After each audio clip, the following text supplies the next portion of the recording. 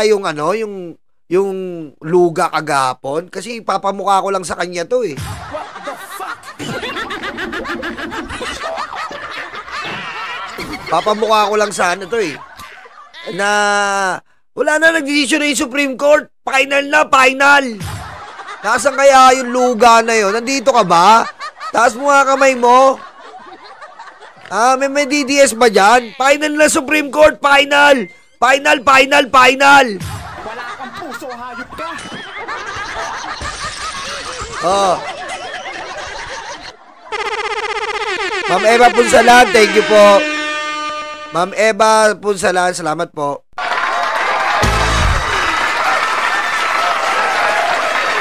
Ito.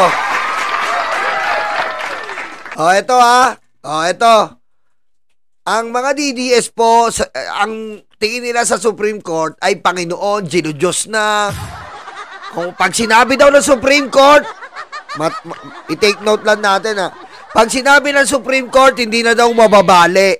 Ano pa daw hindi na mababali ang Supreme Court. Ito lang ito po ay motion for reconsideration granted. Supreme Court reverses own ruling. What defines a stockholder?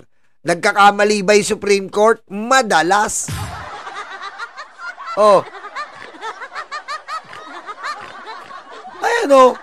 Madalas. Kaya nga sabi ko kahapon, meron pong motion for reconsideration. Dahil nga po, hindi sila Diyos. Okay? Siyempre may magsasabi yan. Sinasabi nyo lang yan. Kasi, talo si Sara. Mas lalo ngang may punto kami.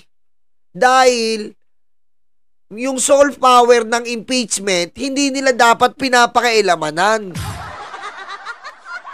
Diba? Basta, ano ba sabi natin dito? Ang sabi po natin, okay lang po magdesisyon ka in criminal case. Okay lang po magdesisyon ka in corporate case. Or different kind of case. Pero sa impeachment, arbiter ka lang dapat. Anong arbiter? Papagitnaan mo lang ang impeachment. Bakit?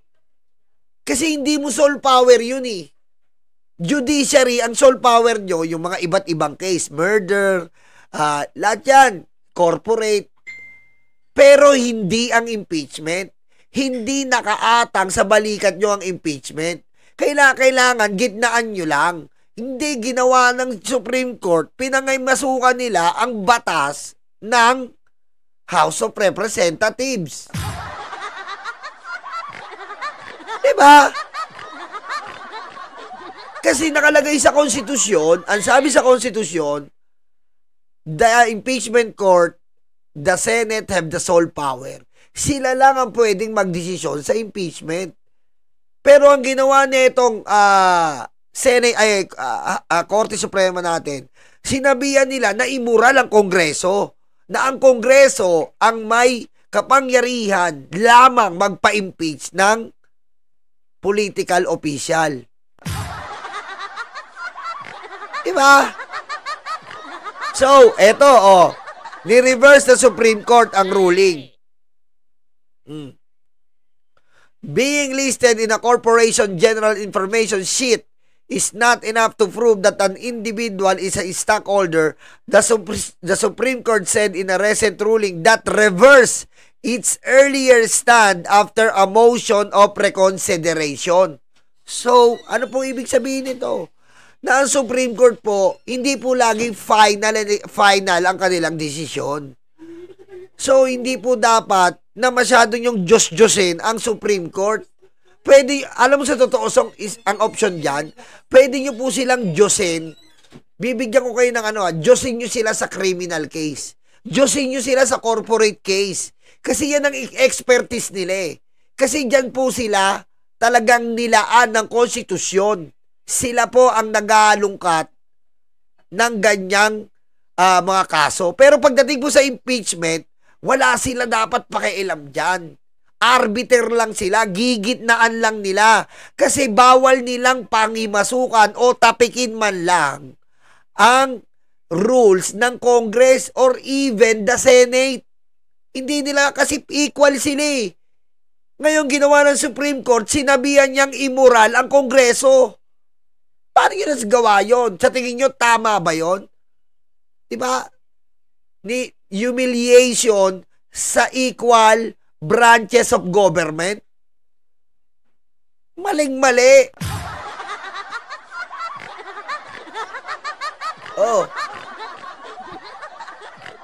Nasaan na yung mga nagjo-Diyos dyan sa Supreme Court? Wala na, Supreme Court na, okay na. Wala na.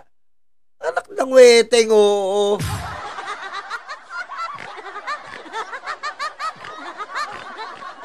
Tama, si Jesse Ramirez. Oo, sabi ko nga magbigay lang ang Supreme Court ng opinion, arbiter. Ganyan lang kayo, pag may impeachment court, tandaan nyo, court sila. Diba? Nag-convene na sila, tapos pag-imasukan nyo ng unconstitutional, convene na yung impeachment court na may power sa inyo. Bakit may mas power sila? Dahil sa kanila ang sole power. Diba? Kung titimbangin mo, mas powerful yung impeachment court. Bakit?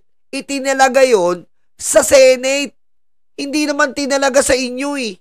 Pero pagdating sa mga criminal case, pero pagdating sa mga corporate case, pagdating sa mga plunder case, or different kinds of graft and corruption, pwedeng isanig sa inyo. Diba? Pwedeng sa inyo. Pero pagdating sa impeachment, nakalagay yan sa konstitusyon. Diba? Nakalagay yan sa konstitusyon. Sole power. Diba? Solong kapangyarihan ay nasa Senado. Ngayon ginawa nyo, tama yun rin sinabi ng legal luminaries, sumobra kayo, overreach. Bakit kayo sumobra? Nilait-lait nyo yung congressman, kongreso, nilait-lait nyo. Nilait-lait nyo yung sistema nila, yung initiation. Ano kinalaman nyo sa initiation? Sinunod ang ruling ng Supreme Court. Yung ruling nyo mismo, ang ginawa nilang reference at batayan. Tapos yung ruling na yon babaguhin nyo bigla. Sa tingin nyo, tama yon?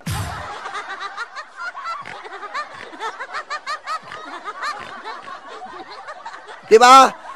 Meron ka, nasa kumpanya ka. Sabi ng boss mo, okay, kailangan simula alas 7 ng umaga, nandito ka na sa store. Pumasok ka, alas 7 ng umaga, lagi ka nasa store. Biglang sinabi ng boss mo, biglang sinabi niya, alas 6 pala. Pero alas 7 mo nakasanayan eh. Pero alas 6 na pala. Ba't alas 6? Alas 7 ka na. Diba sabi ko alas 6? Wala naman po kayong sinabi.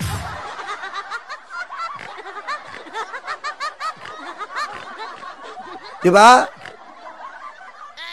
Hindi pwedeng, lalo na dito, example lang yun, pero dito, komplikado to eh. Kasi po, kung tutuusin po, ang Supreme Court po, sabi ko nga po, legasiya, nagiging reference, ang kanilang every decision. Pinagbabatayan, pinagbabasehan ng sino man na abogasya or nasa batas. Pinagbabasehan lagi ang desisyon ng Supreme Court. Ngayon, sa ginawa nilang ito, bakit po nagkamali? Sa aking opinion, nagkamali. Gaya din po sinabi ng legal luminaries na pinaniniwalaan ko at nire-reaksyonan natin. Kasi po, hindi po nila pwedeng baguhin ang nakikita nilang nag-convene na impeachment. Nag-convene na nanumpa na eh. Start na actually, nagsumon na eh. Tapos biglang, entra ka sa ka-level mo na gobyerno, nasasabi mo unconstitutional. Sasabihin mo na dapat yung 3 dismiss na yon, initiated na dapat yon. Ikaw mismo ang nagsabi dati na kailangan merong 2 option to initiate.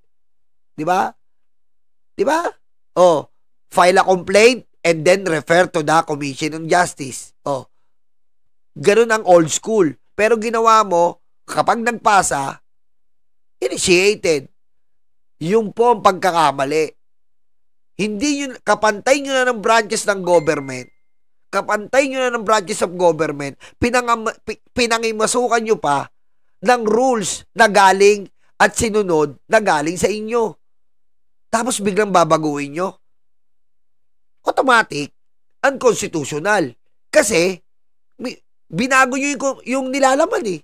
So, automatic, unconstitutional. Wala kang puso, hayop ka. Diba? Pero kung tinunod natin ang old school o lumang ruling ng Supreme Court na Francisco Davide, House of Representatives, wala po tayong problema. At ang feeling ko, ginawa na ng butas ng Supreme Court to. Diba? Kayo may problema nun eh. Diba? Kayo may problema, kaya naging unconstitutional. Pero kung ibabalik nyo yung Francisco Davide, House of Representatives, na may 2 options to initiate, wala naman tayong unconstitutional eh.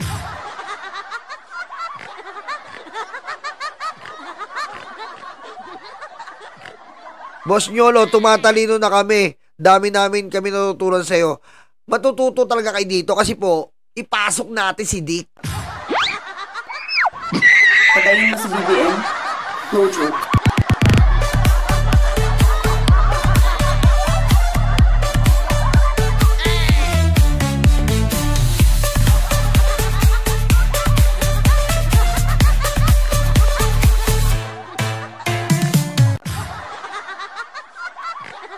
Diba?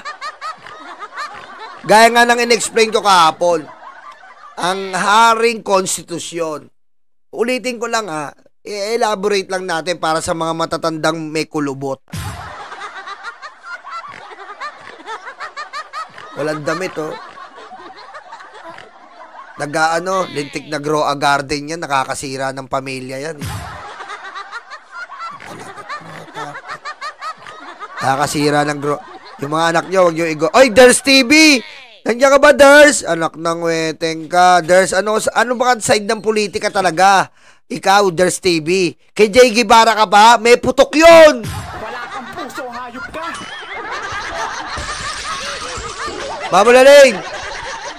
Mamulaling, nandiyan pa wala si Ders TV, Ders TV, mag-ingat ka. Nang momolestya yun. Bahala ka, Ders TV, ha? Ayaw mo pumanig sa amin, ha? Mamolestya ka ni Jay Guevara, sabi ko sa'yo. Ha? Ikaw bahala ka. Ako talagang inalagaan pa kita, pinanood pa kita ng basketball.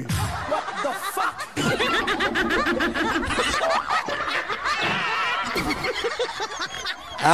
Sinasabi ko sa'yo, Ders TV ka eh. Sabi ko sa'yo eh. Puro ka Jay Guevara, mamomolestya ka nun. 13 years old, binolestya nun. Mag-subscribe po kayo kay Ders TV. Siya po ang ating kumare sa mga showbiz. Ayan po, kasama si Nanay Christy, Ders TV po. Kung gusto nyo malaman na showbiz, kay Ders TV po kayo. Diyan po kami nanggaling, kasabayan po namin yan. Ang aming TVJ Defender, kumare namin yan. About TVJ and showbiz. Ayan po, dati po tayo showbiz. Ampunin mo na nga ako. Sige. I-PM mo ko. Ang tagal na kita tinuturuan ng politics eh. Sinasabi ko sa iyo, mag-politics ka na. Ang kulit mo, ayaw mo eh. Diba? Nasaan na ba? Ngayon, eto na tayo, explanation natin. Alam mo naman tayo, eto nakikita nyo po, pinakita ko sa inyo, na ang Supreme Court, given the fact, paniniwalaan mo dapat ang Supreme Court. Check. Huwag nyo pong mawawalan kayo ng tiwala sa Supreme Court. Mahal natin ang Supreme Court. Sila nga po ang kataas-taasang huling arbiter ng hustisya at konstitusyon. Pero may pero po kasi. May pero kasi sa konstitusyon. Pero anong sabi ng konstitusyon? Pag impeachment, arbiter ka lang.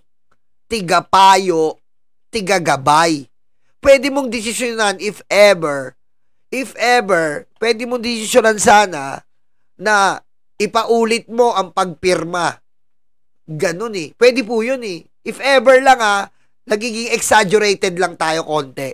If ever, kung nagdesisyon kayo na, okay, the Supreme Court ruled, ipaulit nyo na lang yung pagpirma. Para magkaroon ng awareness ang nasasakdal na si Sara na hindi nyo brinaso for project. Para magkaroon ng awareness ang nasasakdal na hindi lang kayo pinapirma dahil may pending kayong project for election. Ganun lang sana inulit yung pagpirma. Okay na yun Papa Trix, mag-subscribe din ko dyan, Papa Trix. Ang ating kanang betlog.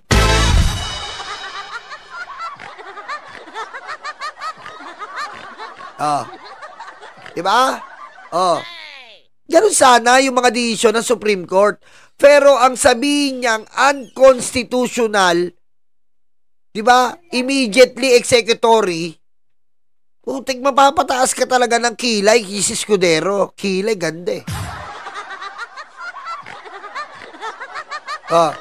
dito